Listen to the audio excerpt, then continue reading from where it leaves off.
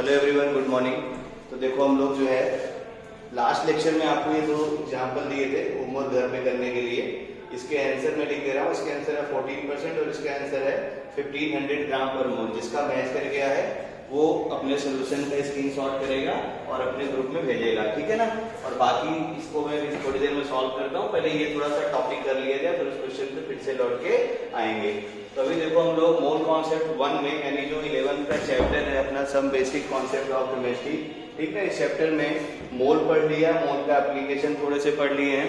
अब हमें molecular formula और एम्पिरिकल फार्मूला को स्टडी करना है। तो पिछले क्लास में थोड़ा सा मैंने आपको मॉलिक्यूलर फार्मूला और एम्पिरिकल फार्मूला के बारे में बताया था। एक बार थोड़ा सा और रिवाइज मार देता हूँ। जैसे देखो अगर मैं तुमसे बोलूँ कि आप लोग जरा मुझे ग्लूकोज का फार्मूला बताइए। अब देखो मैंने बोला कि आप ग्लूकोज का फार्मूला बताइए, तो मैं ये नहीं बोल रहा हूँ कि आप मॉलिक्यूलर फार्मूला बताइए या एम्पिरिकल फार्मूला। तो आप लोग करेंगे क्या, सर बोलेंगे ग्लूकोज का फार्मूला है C6, है ना, H12 और कितना हो गया तुम्हारा O6। अब ये मैंने बोला कि ग्लूकोज का फार्मूला बताओ, मैंने ये नहीं बोला कि आप मॉलिक्यूलर बताइए या एम्पिरिकल बताइए। तो आपने ये जो फार्मूला बोला है ना, ये फार्मूला ग्लूकोज का मॉलिक्यूलर फार्मूला है, ठीक है ना। जो आप जानते हैं फार्मूला, ये क्या है, ग्लूकोज का मॉलिक्यूलर फार्मूला है। अब हमें क्या करना है, मॉलिक्यूलर फार्मूला क्या होता है इसके बारे में सीखना है। तो ये है क्या, ये भी जानेंगे हम लोग, और क्या होता है एम्पिरिकल फार्मूला ये भी जानेंगे हम लोग। एकदम आसान सा है, देखो जरा ध्यान से। ये कार्बन के जो नंबर है वो कितने हैं, 6। आप क्या करिए, इस कार्बन के जो भी 6 नंबर आया है, इसके 6 के आप कॉमन फैक्टर लिख लीजिए। तो कार्बन के नंबर 6 हो गए, इसका कॉमन फैक्टर देखो क्या होगा, 1, 6, 2 और 3। आपको पता है ये दो कॉमन नंबर तो फिक्स ही होते हैं कॉमन फैक्टर, एक वो नंबर और एक 1, बाकी जिसकी टेबल में है सब लिख लीजिए। ऐसे देखो हाइड्रोजन है, तो हाइड्रोजन का भी नंबर देखो कितना है, 12, है ना। अब इसके भी कॉमन फैक्टर अगर लिख दिए जाए तो आप देखिए 1 और 12 तो फिक्स हो गया। 2 की टेबल में आएगा, 3 की टेबल में आएगा, 4 की टेबल में आएगा और 6 की टेबल में आएगा। तो 12 का कॉमन फैक्टर इतना हो गया। ऐसे हम लोग क्या करते हैं, ऑक्सीजन का भी नंबर 6 है, इसका भी अगर कॉमन फैक्टर आप लिखेंगे, इसका भी कॉमन फैक्टर क्या होगा, 1 होगा, 6 होगा और 2 और 3 होगा। अब क्या करिए, ये सारे कॉमन फैक्टर से, ठीक है, जो हाईएस्ट कॉमन फैक्टर है, ठीक है, ये HCF जो है उसको आप खोज लीजिए। तो हाईएस्ट कॉमन फैक्टर आप देखिए ध्यान से, 6 ही है, यहाँ भी 6 है और यहाँ भी देखो 6 ही है। तो हाईएस्ट कॉमन फैक्टर इसका क्या हो गया, 6। हाईएस्ट बोला हूँ, देखो कॉमन फैक्टर ढेर सारे हैं, लेकिन मुझे सबसे हाईएस्ट वाला लेना है। तो कॉमन फैक्टर क्या हो गया तुम्हारा, 6।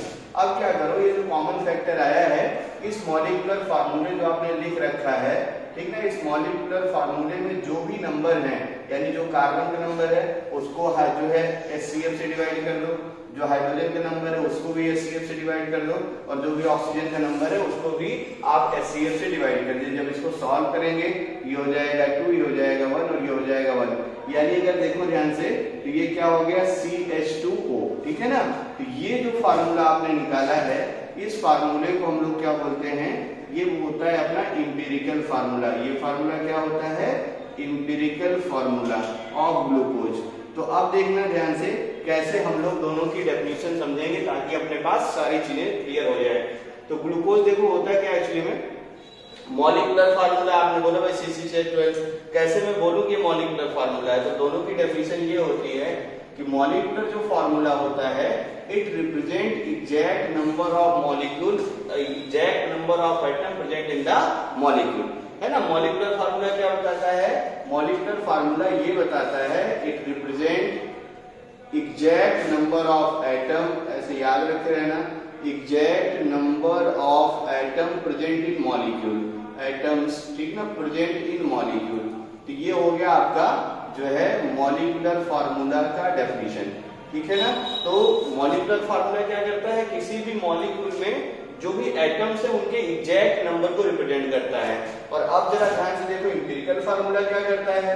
तो एम्पिरिकल फार्मूला देखो ये है, इसमें देखो क्या मिल गया कि कार्बन, हाइड्रोजन और ऑक्सीजन का रेशियो 1:2:1 है ना। तो मतलब क्या हो गया, देखो जो एम्पिरिकल फार्मूला है ये आपको ये बताएगा कि जो एटम है उनका रेशियो कितना है। एम्पिरिकल फार्मूला क्या रिप्रेजेंट करता है, इसकी डेफिनेशन लिख दे रहा हूं मैं, इट रिप्रेजेंट, ये क्या रिप्रेजेंट करता है, it represent ratio of number of atom ratio of number of atom present in molecule, atom present in molecule.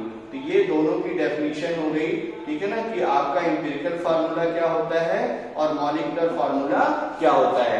तो ये आई होप क्लियर हो गया होगा। तो फिर से एक बार थोड़ा सा रिवाइज कर दो। मॉलिक्यूलर फार्मूला क्या बताता है, exact number of atom present in molecule, और एम्पिरिकल फार्मूला क्या बताता है, ratio of the number of atom present in the molecule. जैसे देखिए रेशियो यहाँ अगर आप निकालो तो कार्बन, हाइड्रोजन और ऑक्सीजन का रेशियो कितना होगा, 1:2:1, और ये कौन रिप्रेजेंट कर रहा है, देखो इसका एम्पिरिकल फार्मूला, ठीक है ना। तो यहाँ तक आपको मॉलिक्यूलर फार्मूला और एम्पिरिकल फार्मूला समझ में आ गया होगा। अब इसके न्यूमेरिकल कैसे करते हैं और चीजें भी हम लोग थोड़ा ध्यान से देखते हैं, जिसको हम लोग, तो ये देखो अब मैं एक एग्जांपल और करता हूं, फिर तुम्हें और अच्छे से समझ में आएगा कि क्या है तुम्हारा मॉलिक्यूलर फार्मूला और कैसे इन दोनों में हम लोग रिलेशन बनाएंगे। अब देखना ध्यान से, हमें क्या करना है, मॉलिक्यूलर फार्मूला और एम्पिरिकल फार्मूला में रिलेशन निकालना है, ठीक है ना। तो खूब अच्छे से देखो ध्यान से। तो देखो जब भी मॉलिक्यूल है तो हम लोग क्या करेंगे, उस मॉलिक्यूलर जो भी है, जो भी मॉलिक्यूल होगा उस मॉलिक्यूलर फार्मूले से, मॉलिक्यूलर फार्मूले को शॉर्ट में लिख दे रहा हूं मैं, मॉलिक्यूलर फार्मूला। इस मॉलिक्यूलर फार्मूला से हम लोग क्या कैलकुलेट कर लेंगे, मॉलिक्यूलर वेट। एक्चुअली हम लोग सीख रहे हैं कि एम्पिरिकल फार्मूला और मॉलिक्यूलर फार्मूला में क्या रिलेशन होने वाला है। तो मॉलिक्यूलर फार्मूला है ना, इससे हम लोग क्या निकालेंगे, मॉलिक्यूलर वेट, और जो एम्पिरिकल फार्मूला है, एम्पिरिकल फार्मूला को शॉर्ट में ईएफ से लिखते हैं, ठीक है ना। आप क्या करेंगे, यहां से हम लोग क्या करेंगे कि जो भी आपका एम्पिरिकल फार्मूला वेट है इसको भी कैलकुलेट कर लेंगे। अब खूब अच्छे से देखो जरा ध्यान से, वही वाला एग्जांपल फिर से मैं लिखता हूं तो तुम्हें और अच्छे समझेगा। मैंने बोला ग्लूकोज का मॉलिक्यूलर फार्मूला, तो आपने बोला C6H12O6, ये ग्लूकोज का कौन सा फार्मूला है, मॉलिक्यूलर फार्मूला है। मैं बोलूंगी जो है ग्लूकोज का आप एम्पिरिकल फार्मूला बताइए, तो आप बोलेंगे सर CH2 और क्या हो गया वो, ये क्या है, ग्लूकोज का एम्पिरिकल फार्मूला। जी मतलब ग्लूकोज ही है, ठीक है, ये जो जी में लिख रहा है इसका मतलब क्या है, ग्लूकोज है। अच्छे से याद रखे रहना। तो अब देखो ध्यान से, हमें क्या करना है, दोनों में रिलेशन देखना है कि दोनों में कैसे हम लोग एम्पिरिकल फार्मूले को मॉलिक्यूलर फार्मूले में जो है कन्वर्ट कर लें, या अपने को मान लो मॉलिक्यूलर फार्मूला मिल जाए तो एम्पिरिकल फार्मूला कैसे बता दें। तो खूब अच्छे से देखो ध्यान से, मैंने यहाँ पे हाईएस्ट कॉमन फैक्टर निकाला था और वो क्या निकला था, 6। तो अगर देखो ध्यान से मैं बोलूं क्या कि जो मॉलिक्यूलर फार्मूला है उसको आप क्या करिए, हाईएस्ट कॉमन फैक्टर और इनटू क्या कर दीजिए, एम्पिरिकल फार्मूला। तो मुझे नहीं लगता आपको अब मुझे कुछ बताने की जरूरत है, ठीक है ना। जो भी हाईएस्ट कॉमन फैक्टर है, जैसे हाईएस्ट कॉमन फैक्टर देखो दोनों केस में क्या आता, 6।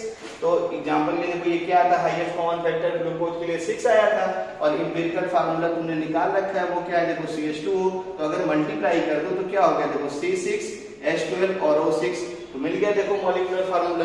तो मतलब क्या है, जो मॉलिक्यूलर फार्मूला है और जो एम्पिरिकल फार्मूला है, ये जो हाईएस्ट कॉमन फैक्टर है ना, इसको हम लोग जो है स्मॉल n से रिप्रेजेंट करेंगे। किससे रिप्रेजेंट करेंगे, स्मॉल n से, ठीक है ना। तो यानी अगर देखो ध्यान से, अब मुझे फार्मूला बार बार हाईएस्ट कॉमन फैक्टर खोजूं, इससे अच्छा क्या फार्मूला बना लिया जाए। इसीलिए क्या होता है, देखो फार्मूला क्या होता है, आप देखो जरा ध्यान से, मॉलिक्यूलर वेट ग्लूकोज का निकाल दो और एम्पिरिकल फार्मूला आप ग्लूकोज का निकाल दो, करके देख लेना आप, तो ये 6 के बराबर ही आएगा। तो इसलिए हम लोग देखो n यहां से निकालते हैं, और n क्या होता है इसको दिमाग में आपको रखे रहना है। जो भी कंपाउंड है उस कंपाउंड का, ठीक ना, मॉलिक्यूलर फार्मूला वेट, ठीक है ना, ये इसी को हम लोग क्या बोलते हैं, मॉलिक्यूलर वेट।